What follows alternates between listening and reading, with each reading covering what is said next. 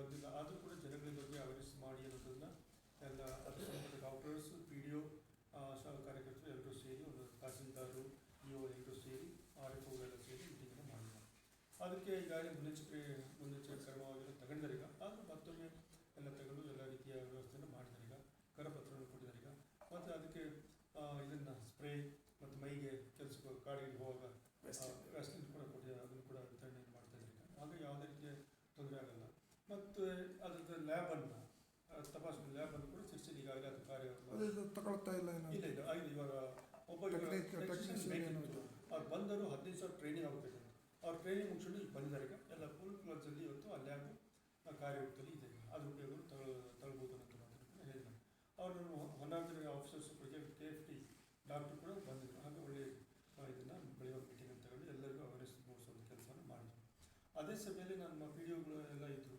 ಅಲ್ಲಿ ಕೂಡ ಹೇಳಿದ್ದು ನಾನು, ತಹಸೀಲ್ದಾರ್ ಎಲ್ಲರೂ ಕೂಡ ಇದ್ದರು. ಕುಡಿಯ ನೀರಿಗೆ ಸುಮಾರು ಇಲ್ಲ ಅಂತ ಹೇಳಿದರು. ಯಾವುದೇ ರೀತಿಯ ಕಂಪ್ಲೇಂಟ್ ನೀರು ಬರಬಾರ್ದು. ನಾನು ಹೋದಲ್ಲಿ ಎಲ್ಲೇ ತೊಂದರೆ ಇದ್ದರೂ ಕೂಡ ನನ್ನ ಅನುದಾನ ನಾನು ಕೊಡ್ತೀನಿ, ಕೆಲಸ ಪ್ರಾರಂಭ ಮಾಡಿ ಅಂತ ಕೂಡ ಹೇಳಿದ್ದೀನಿ. ನಾನು ಇವತ್ತು ಕೂಡ ಅದನ್ನೇ ಹೇಳಿದ್ದೀನಿ. ನಾನು ನಿಮ್ಮಲ್ಲಿ ಪಂಚಾಯತಿ ಹಣ ಇದ್ದರೆ ಸರಿ, ಇಲ್ಲ ಅಂತಂದರೆ ನಾನು ಅದಕ್ಕೆ ನಾನು ಕೊಡ್ತೀನಿ.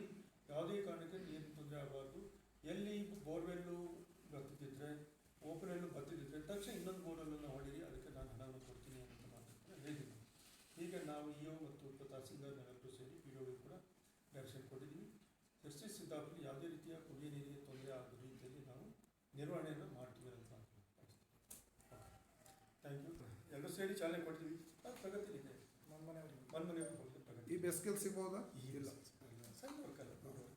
ಅಲ್ಲಿಂದ ಬರಬೇಕು, ಅಲ್ಲಿ ಜಾಕಲ್ ಆಗ್ಬೇಕಾಗುತ್ತೆ, ಅಲ್ಲಿಂದ ಇಲ್ಲಿ ಬರಬೇಕು. ಇಲ್ಲಿ ಟೌನ್ ಒಳಗಡೆ ಎಲ್ಲ ಇಲ್ಲಿ ಹೊಡಿತಾರೆ. ಈಗ ಹಾಗೆ ಅಲ್ಲಿಗೆ ಎಲ್ಲ ಒಟ್ಟಿಗೆ ವರ್ಕ್ ಒಮ್ಮೆಲೆ ತಗೊಂಡು ಒಳ್ಳೆ ಕಂಪ್ನಿ, ಒಳ್ಳೆ ಕೆಲಸ ಮಾಡುವಂಥ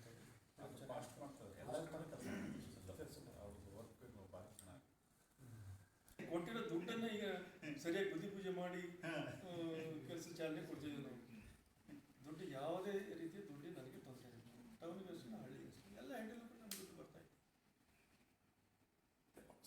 ಹಾಸ್ಪಿಟಲ್ ಮೆಡಿಸಿನ್ಸ್ ಎಲ್ಲ ಶಾರ್ಟೇಜ್ ಇಲ್ಲ, ನಾನು ಮನೆ ಪತ್ರಿಕೆಯಲ್ಲಿ ನೋಡಿದೆ. ನಾನು ಮೆಡಿಸಿನ್ ಶಾರ್ಟೇಜ್ ಇದೆ ಅಂತ ಹೇಳಿದ್ರು. ನಾನು ತಕ್ಷಣ ಡಾಕ್ಟ್ರಿಗೆ ಫೋನ್ ಮಾಡಿದೆ.